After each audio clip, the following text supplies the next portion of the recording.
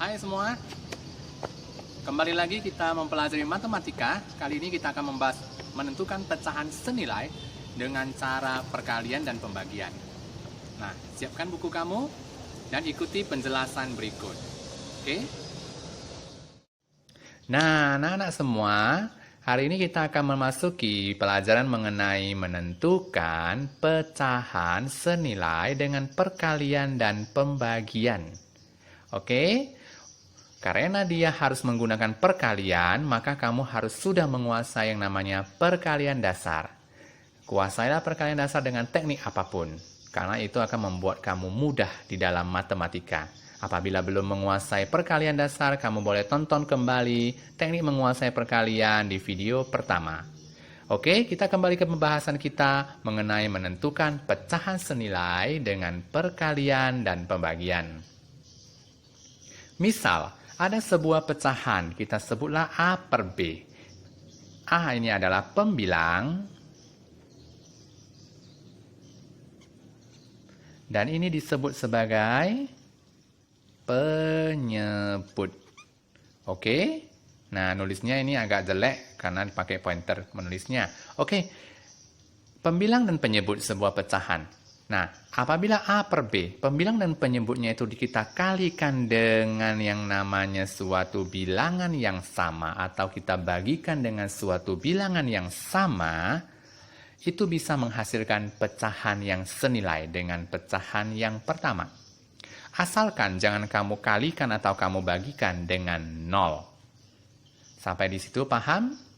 Suatu pecahan untuk mencari senilainya, kamu bisa kalikan dengan suatu bilangan atau bagikan dengan suatu bilangan untuk mendapatkan pecahan senilai selanjutnya. Asalkan bilangan itu jangan bilangan 0. Ini dia ketentuannya. Kalikan saja atau bagikan saja pembilang dan penyebutnya dengan suatu bilangan yang sama. Namun bilangan itu jangan bilangan 0. Ingat ya syarat kita. Oke? Kita lanjutkan dengan contoh soal. Di sini ada satu bilangan pecahan. Contoh soal kita 3 per 5. 3 per 5 senilai dengan pecahan apa saja? Baiklah, kita gunakan sistem perkalian. Kita kalikan dengan angka yang sama. Sama-sama pembilangnya kita kalikan dengan 2. Karena kali 2 paling gampang ya. Penyebutnya kita kalikan 2. 6 per 10. Berarti 3 per 5 ini sama dengan 6 per 10 atau senilai dengan 6 per 10. Pertanyaannya muncul, apakah mesti kali 2? Tidak. Mau kali berapa saja boleh. Ambil contoh ya kita. Misalkan kita kali dengan, mau kali berapa? Kali 5 boleh? Boleh. Kita kalikan 5. Maka pecahan senilai yang muncul adalah 15. 5 kali 5, 25. Nah, ini senilai dengan 3 per 5. Oke? Mau kali berapa pun boleh? Boleh. Mau kali 10 boleh? Boleh. Kita coba. 3 kali 10. 30. 5 kali 10 berapa? 50. 30 per 50. Nah, jadi 3 per 5 senilai dengan 15 per 25 senilai dengan 30 per 50. Paham sampai sini? Ya, baiklah. Kita lanjutkan. Contoh berikutnya. Di sini saya kasih contoh 20 per 24. Kalau kita pakai perkalian, mungkin saja nanti ini menghasilkan angka yang semakin besar, ya kan? Kalau perkalian kan membuat angka semakin besar. Karena dia dimulai dengan angka yang besar, kita gunakan saja pembagian, oke? Baiklah, kita sama-sama bagi berapa? Bagi 4, bisa? 20 bisa bagi 4? Bisa. 24 juga bisa bagi 4 kan? Nah, karena sama-samanya bisa dibagi 4, kita lanjutkan. 20 bagi 4 itu menghasilkan 5, 24 bagi 4 menghasilkan 6. Jadi 20 per 24 senilai dengan 5 per 6. Kalau kita pakai cara kali, salah? Tidak salah. Itu juga bisa. Ya, cuman kita kan tidak mau menghasilkan angka yang terlampau besar. Ya, oke, paham? Kalau paham, sini Lause berikan soal untuk kamu berlatih. Ini ada di halaman buku kita, halaman ke-64, tema 2. Nah, ini dia. Suatu bilangan seperempat. Kita buat 5 pecahan senilai dengan seperempat. Ya, ada 5 pecahan senilai di sini karena kotaknya ada 5. Kita lihat, pertama kita buat dengan kali 2. Boleh? Ya, boleh. Kali 2. Berapa? Seperempat kali 2. 1 dikali 2, 2. 4 dikali 2, 8. Jadi, seperempat dikali 2 itu adalah 2/8. Pembilang dan penyebutnya ya, dikalikan dengan 2. Oke. Sama-sama dikali 2. Pembilang dikali 2, penyebut dikali 2. Maka menghasilkan 2/8. Oke, paham? Nah, untuk yang kotak selanjutnya, kamu boleh mengisinya sendiri. Dengan kali-kali berapa? Terserah kamu. Mau kali 3, 4, 5, 6, 10, dan sebagainya terserah. Paham? Nah, ini tidak ada di halaman buku kita. Ini adalah soal yang Lause buat sendiri. 48/60. Karena dia mulai dengan angka yang besar, jangan lagi menggunakan perkalian.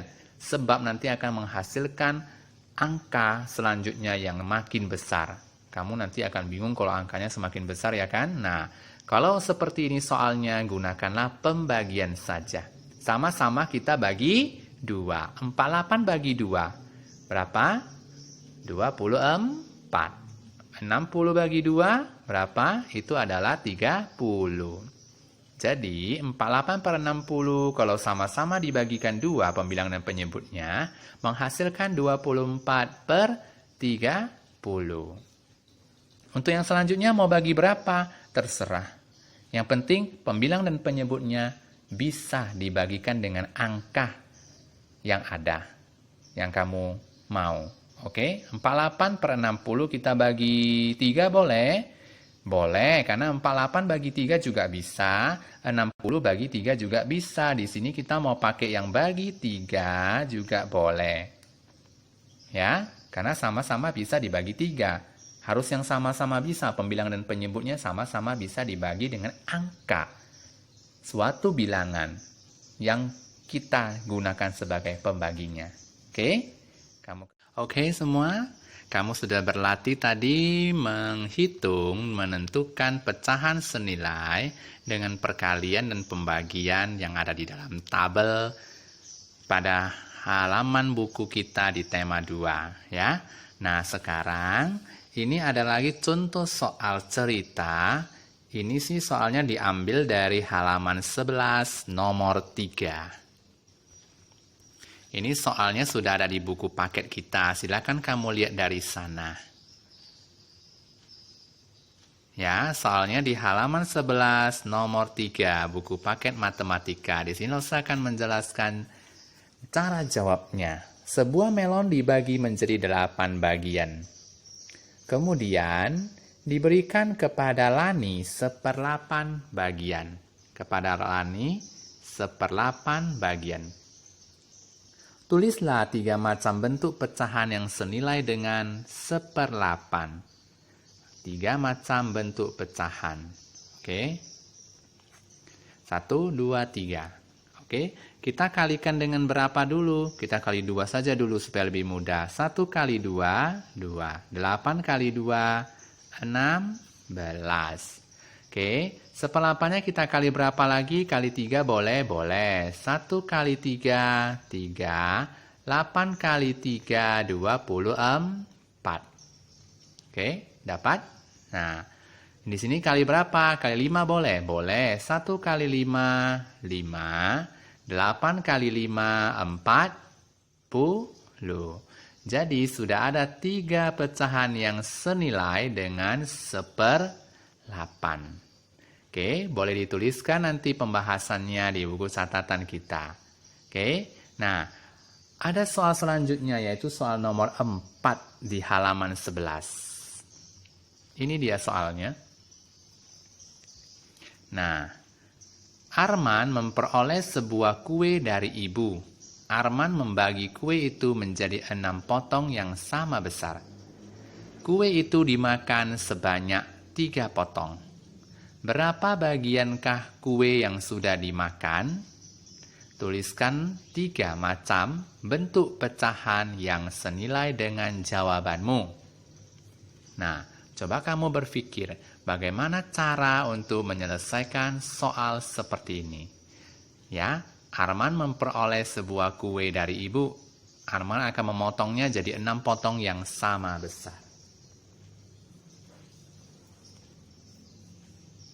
Oke, kita lihat pembahasan. Arman mempunyai sepotong kue. Kue tersebut Arman potong menjadi 6 bagian sama besar.